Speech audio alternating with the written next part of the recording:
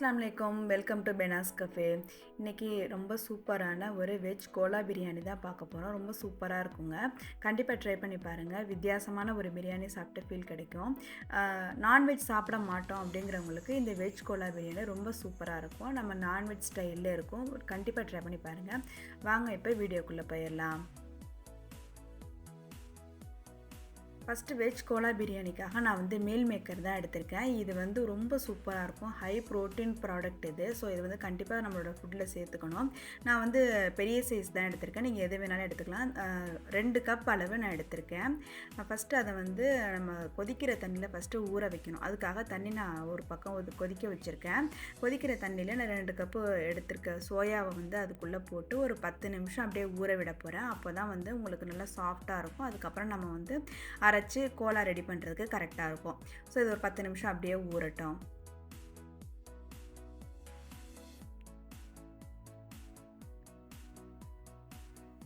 இப்போ இது 10 நிமிஷம் நல்லா ஊறிடுச்சு. நல்லா பெருசாக இருக்குது பாருங்கள். நம்ம எடுத்து நல்லா நசுக்கி பார்த்தோன்னா நல்லா ஃபுல்லாக அப்படியே உடஞ்ச மாதிரி வரணும். அப்போ தான் அது கரெக்டாக இருக்கும். ஸோ 10 நிமிஷம் கரெக்டாக இருக்கும். இப்போ நான் இதை தண்ணியை வடிச்சிட்டு நல்லா 2 தடவை பச்சை தண்ணியில் நல்லா கழுவிட்டு இதை ஆற விட போகிறேன். கொஞ்சம் ஆறட்டும். அதுக்கப்புறம் நம்ம மிக்சியில் சேர்த்து அரைக்கலாம்.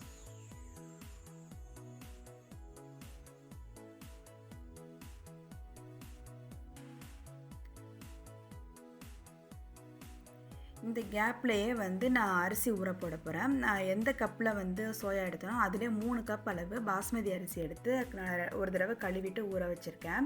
இப்போ சோயா நல்லா ஆறிடுச்சு. அதை நல்லா தண்ணியை பிழிஞ்சிட்டு மிக்ஸி ஜாரில் சேர்த்துக்கணும். கொஞ்சம் கூட தண்ணியே இருக்கக்கூடாது. அப்போ தான் கோலா உங்களுக்கு நல்லா டைட்டாக இருக்கும், உதிர்ந்து போகாமல் இருக்கும். இப்போ இது கூட கொஞ்சமாக பெரிய வெங்காயம், நீங்கள் சின்ன வெங்காயம் சேர்த்துக்கிறனாலும் சேர்த்துக்கலாம். நான் இன்றைக்கி பெரிய வெங்காயம் தான் சேர்த்துருக்கேன். கொஞ்சமாக ஃப்ரெஷ்ஷான மல்லி இலை, அது கூட 2 பச்சை மிளகாய் காரத்துக்கு தகுந்த மாதிரி உடச்சி சேர்த்துருக்கேன். இது எல்லாத்தையும் பல்ஸ் மோடில் போட்டு எடுத்துக்கோங்க. அப்போ தான் உங்களுக்கு கரெக்டாக இருக்கும். நைஸாக அரைச்சிடக்கூடாது. எல்லாத்தையும் போட்டு அரைச்சி எடுத்துகிட்டு அதுக்கப்புறம் ட்ரையாக பொட்டுக்கல்லையை ஒரு 1/4 கப் அளவு சேர்த்து நல்லா பவுட்ரு பண்ணி வச்சுக்கோங்க. அடுத்து இந்த மசாலாவோட 1 டீஸ்பூன் இஞ்சி பூண்டு, மிளகாய்த்தூள், மஞ்சள் தூள், கரம் மசாலா தூள், நம்ம அரைச்சி வச்சுருக்க பொட்டுக்கடலை மாவு, இது எல்லாமே சேர்த்து நல்லா மிக்ஸ் பண்ணி விட்டுடும். இது கூட உங்களுக்கு உப்பு தேவையான அளவு சேர்த்துக்கோங்க. 1/2 டீஸ்பூன் உப்பு கரெக்டாக இருக்கும். ஏன்னா சோயா ரொம்ப உப்பு தாங்காது. ஸோ இதெல்லாமே சேர்த்துட்டு நல்லா கையாலே பிசைஞ்சு விட்டுருங்க. இந்த மசாலா எல்லாமே இந்த சோயாவோட ஒன்று சேர்கிற மாதிரி நல்லா பிசைஞ்சு விட்டிங்கனாக்கா நல்லா சூப்பராக இருக்கும். ஸோ இதில் இந்த பொட்டுக்கடலை மாவு சேர்க்கும்போது இது நல்லா பைண்ட் ஆகி வரும். உங்களுக்கு உதிராமல் நல்லா கரெக்டாக சூப்பராக இருக்கும். மொறுமொறுப்பாகவும் இருக்கும். இல்லை உங்களுக்கு கடலை மாவு சேர்த்துக்கிறீங்க அப்படின்னாலும் நீங்கள் சேர்த்துக்கலாம். ஆனால் பொட்டுக்கடலை மாவு சேர்க்கும்போது உங்களுக்கு அந்த மொறுமொறுப்பு கொடுக்கும். ஸோ இந்த மாதிரி நல்லா பிசைஞ்சிட்டு இதை பால் பாலாக நம்ம உருட்டி எடுத்துக்க போகிறோம். அதுக்கு முன்னாடி கொஞ்சமாக நான் அதுலேருந்து கொஞ்சம் எடுத்து வச்சுக்கிறேன். இது எதுக்குன்னு நான் அப்புறம் சொல்கிறேன். ஸோ ஒரு பெரிய கப் அளவு, ஒரு 1/2 கப் அளவு நான் எடுத்து வச்சுக்கிட்டு மிச்சம் எல்லாத்தையும் நம்ம உருண்டை பிடிச்சி எடுத்துக்கலாம். ஸோ உங்களுக்கு உருண்டை எந்த அளவுக்கு தேவைப்படுதோ அந்த அளவுக்கு உருண்டை பிடிச்சி எடுத்துக்கோங்க. நான் கொஞ்சம் பெரிய சைஸாக தான் இன்றைக்கி போட்டிருக்கேன். இன்னும் குட்டி குட்டியாக போட்டிங்கனாலும் நல்லாயிருக்கும். இந்த மாதிரி எல்லாமே உருட்டி எடுத்துக்கலாம். இதுக்கு எண்ணெயோ தண்ணியோ எதுவுமே தொட தேவையில்லை. கரெக்டாக நம்ம பிசைஞ்சிருந்தோம் அப்படின்னாக்கா கையில் ஒட்டாமல் நல்லா உருண்டை பிடிக்க வரும். ஸோ இந்த மாதிரி நான் எல்லாமே உருண்டை பிடிச்சி எடுத்துக்கிறேன். அடுத்து ஒரு பெரிய வெங்காயம் நல்ல ஸ்லைஸாக கட் பண்ணி எடுத்துக்கோங்க. நல்ல நைஸாக இருக்கணும். ஏன்னா இது நம்ம இப்போ ஃப்ரைட் ஆனியன் பண்ண போகிறோம். இது நல்லா உதிர்த்து எடுத்து வச்சுக்கோங்க. அது கூட மேலே கொஞ்சமாக ஒரு 1/2 டீஸ்பூன் அளவுக்கு கார்ன்ஃப்ளவர் மாவு மேலே சேர்த்துக்கோங்க. அப்போ தான் உங்களுக்கு ஃப்ரைட் ஆனியன் பண்ணும்போது நல்ல மொறுமொறுப்பாக கிடைக்கும். இதை ரொம்ப அழுத்தி பிசைஞ்சிடக்கூடாது. சும்மா மேலோட்டமாக அந்த மாவு அந்த வெங்காயத்தில் படுற மாதிரி பிசைஞ்சு விட்டுட்டு எண்ணெய் நல்லா காஞ்சதுக்கப்புறம் மீடியம் ஃப்ளேமில் வச்சுக்கிட்டு நல்லா உதிர்த்த மாதிரி சேர்த்துக்கோங்க. இது போலே நல்லா சேர்த்திங்கனாக்கா உங்களுக்கு நல்லா வெங்காயம் நல்லா பொரிஞ்சு வரும். நீங்கள் கார்ன்ஃப்ளவர் மாவு சேர்க்காமல் நீங்கள் வெங்காயம் பொரிச்சு எடுத்திங்கனாக்கா ரொம்ப நேரம் டைம் எடுக்கும். அது கூட எண்ணெயும் கொஞ்சம் உங்களுக்கு அதோட பக்குவம் மாறிடும். ஸோ கொஞ்சமாக கார்ன்ஃப்ளவர் மாவு சேர்த்துட்டு நீங்கள் பொரிச்சு எடுத்திங்கனாக்கா உங்களுக்கு கரெக்டாக இருக்கும். இப்போ நல்லா செவந்து பொரிஞ்சு வந்துகிட்டு இருக்கு. இன்னும் கொஞ்சம் கலர் சேஞ்ச் ஆனோன்னா நம்ம இதை எடுத்துடலாம். கொஞ்சம் கொஞ்சமாகவே சேர்த்து வெங்காயத்தை பொரித்து எடுத்துக்கோங்க. மொத்தமாக சேர்த்துட்டிங்கனாக்கா உங்களுக்கு ரொம்ப நேரம் டைம் எடுக்கும். வெங்காயம் உங்களுக்கு ஒரு மாதிரி நமத்த மாதிரி ஆகிடும். ஸோ கொஞ்சம் கொஞ்சமாக சேர்த்து இந்த மாதிரி பொரித்து எடுத்துக்கலாம். அதுக்கடுத்து அதே எண்ணெயிலே நம்ம உருட்டி வச்சிருக்க உருண்டை எல்லாத்தையும் மீடியம் ஃப்ளேமில் வச்சுக்கிட்டு கொஞ்சம் கொஞ்சமாக சேர்த்து நம்ம பொரிச்சு எடுத்துக்கணும். இது பொரிச்சு எடுத்துட்டாலே நமக்கு பிரியாணிக்கு பாதி வேலை முடிஞ்சிரும். ஸோ வந்து நான் ஒரு 4, 5 பீஸ் மட்டும் சேர்த்து கொஞ்சம் கொஞ்சமாக போட்டு பொரிச்சு எடுத்துக்க போகிறேன். ஓரளவுக்கு பொரிஞ்சு வந்ததுக்கப்புறம் நீங்கள் திருப்பி விடுங்க. உடனே திருப்பி விட்டுறாதீங்க. உருண்டை வந்து உடஞ்சிரும். இந்த அளவுக்கு நான் வந்து சேர்த்துருக்கேன். இப்போ மீடியம் ஃப்ளேமில் தான் வச்சுருக்கேன். ஏன்னா கொஞ்சம் பெரிய உருண்டையாக சேர்த்துருக்கிறதுனால கொஞ்சம் டைம் எடுக்கும் வேகிறதுக்கு. சின்ன சின்ன உருண்டைகளாக போட்டிங்கனாக்கா கொஞ்சம் சீக்கிரமே வெந்துடும். இது போல் நல்லா பொறுமையாக திருப்பி திருப்பி விட்டு இதை ஃபஸ்ட்டு நல்லா பொன்னிறமாக பொரித்து எடுத்துக்கோங்க. நல்லா இந்த அளவுக்கு இருந்துச்சுன்னா கரெக்டாக இருக்கும். நல்லா பார்க்கும்போது நல்லா குலோப் ஜாமுன் மாதிரி சூப்பராக இருக்குது பார்த்தீங்களா? ரொம்ப சூப்பராக இருக்கும். நம்ம ஒரு மட்டன் கோலா வந்து செஞ்சு சாப்பிட்டோன்னா என்ன டேஸ்ட் இருக்குமோ அந்த டேஸ்ட் இதில் இருக்கும். கண்டிப்பாக ட்ரை பண்ணி பாருங்கள். அடுத்து இது எல்லாமே பொரித்து எடுத்துகிட்டு அடுத்து நம்ம வந்து பிரியாணிக்கு தாளிச்சிடலாம். நம்ம பொரித்து வச்சுருக்க எண்ணெயிலேயே ஒரு 2 குழிக்கரண்டி அளவு நான் வந்து பாட்டில் சேர்த்துக்கிறேன். அது கூட 2 டேபிள் ஸ்பூன் அளவுக்கு நெய் சேர்த்துக்கிறேன். எண்ணெயும் நெய்யும் நல்லா சேர்ந்து உருகி வந்ததுக்கு அப்புறமா நம்ம தாளிக்க ஆரம்பிச்சிடலாம். ஹோல் கரம் மசாலா நீங்கள் என்ன வேணாலும் சேர்த்துக்கலாம். நான் இன்றைக்கி வந்து பட்டை, ஏலக்காய், கிராம்பு மட்டும்தான் சேர்த்துக்கிறேன். நீங்கள் இது கூட அன்னாசி பூ, பிரிஞ்சி இலை எல்லாமே சேர்க்குறதுனால சேர்த்துக்கலாம்.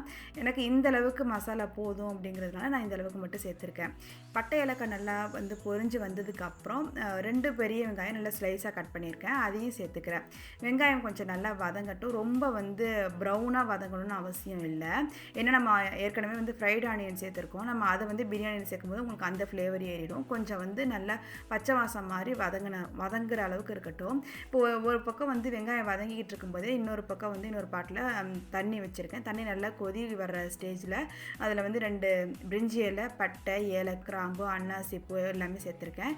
இது கூட 1/2 டீஸ்பூன் மிளகு, 1/4 டீஸ்பூன் சீரகம் இது எல்லாமே சேர்த்துட்டு இது கூட வந்து கொஞ்சமாக ஆயில் சேர்த்துக்கோங்க.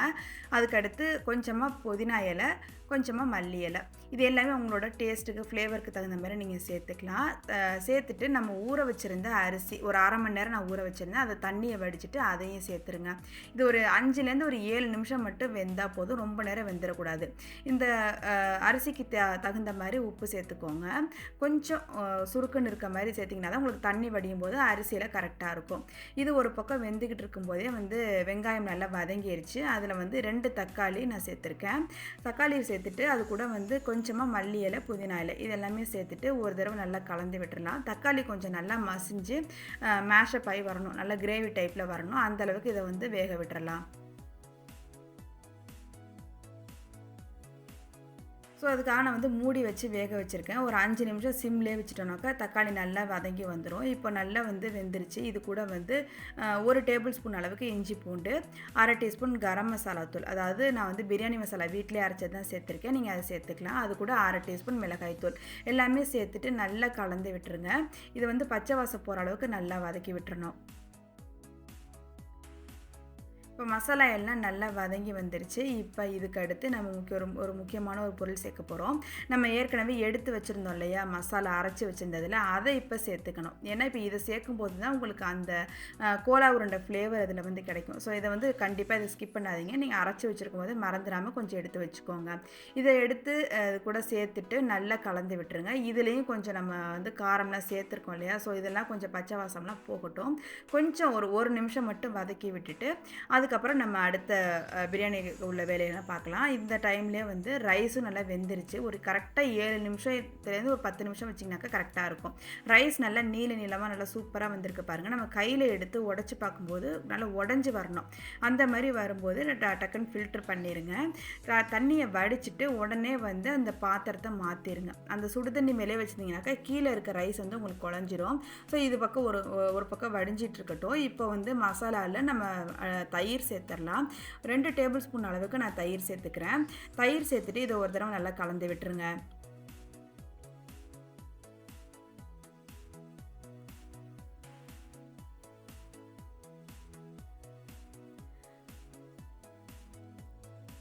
இப்போ மசாலா, தயிர் எல்லாமே ஒன்று சேர நல்லா கலந்து வந்துருச்சு. தயிர் வந்து நீங்கள் லாஸ்ட்டாக சேர்த்திங்கன்னா தான் உங்களுக்கு கரெக்டாக இருக்கும்.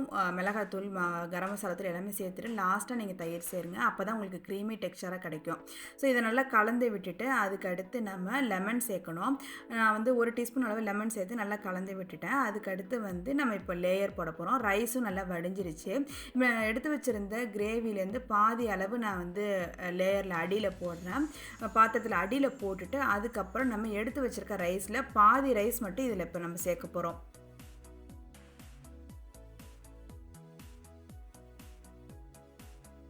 பாதி அளவு நல்லா சேர்த்துட்டு இதை கொஞ்சம் நல்லா லெவல் பண்ணிக்கோங்க. நம்ம அடுத்தடுத்து லேயர் மாதிரி வந்து இந்த பிரியாணி செய்கிறோம். ஸோ அதனால் வந்து பாதி பாதியாக போட்டுக்கலாம்.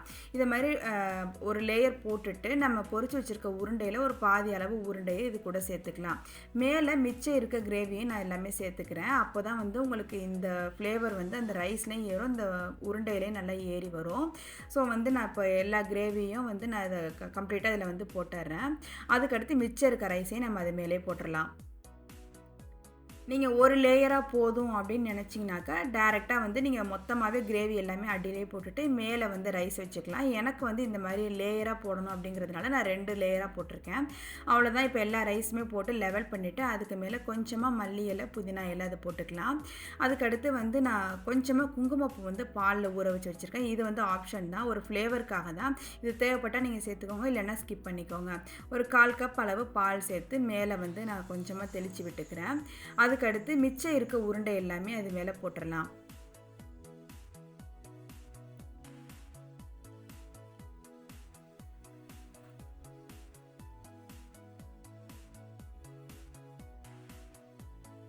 அவ்வளோதான். மிச்சம் இருக்க உருண்டைகள் எல்லாமே நான் சேர்த்துட்டேன். இதுக்கு அடுத்து நம்ம பொரிச்சு வச்சுருக்க ஃப்ரைட் ஆனியனை இது மேலே நம்ம சேர்க்கணும்.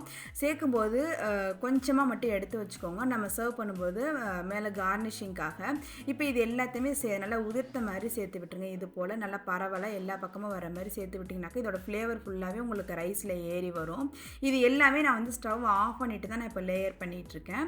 இதெல்லாமே முடிச்சுட்டு லாஸ்ட்டாக மறுபடியும் நம்ம தம் போடணும். இதுக்கப்புறம் ஒரு 1/4 கப் அளவு நம்ம வேக வச்சு தண்ணியிலேருந்து 1/4 கப் மட்டும் சேர்த்துக்கோங்க. அப்போ தான் வந்து உங்களுக்கு ரைஸ் ரொம்ப ட்ரை ஆகாமல் இருக்கும். லாஸ்ட்டாக ஒரு 2 டேபிள் ஸ்பூன் அளவு நெய் சேர்த்துட்டு நல்லா மேலே ஊற்றி விட்டுட்டு அதுக்கப்புறம் நம்ம தம் போட்டுடலாம். இதுக்கு மேலே வந்து துணியோ கவரோ எதுவும் போடணுங்கிற அவசியம் இல்லை. இன்றைக்கி நம்ம வந்து சும்மா தான் நம்ம வந்து தம் போட போகிறோம்.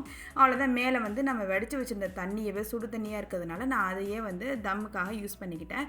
ஸோ வந்து கீழே நீங்கள் தோசைக்கல் வைக்கிறதுனால வச்சுக்கலாம், இல்லை இது போல் தம் பிளேட்டு வச்சுட்டு சிம்லேயே நல்ல சிம்லேயே ஒரு 20 நிமிஷம் தம்மை வச்சுட்டு அதுக்கப்புறம் ஒரு 20 நிமிஷம் விட்டுருங்க. அதுக்கப்புறமா நீங்கள் ஓப்பன் பண்ணுங்கள்.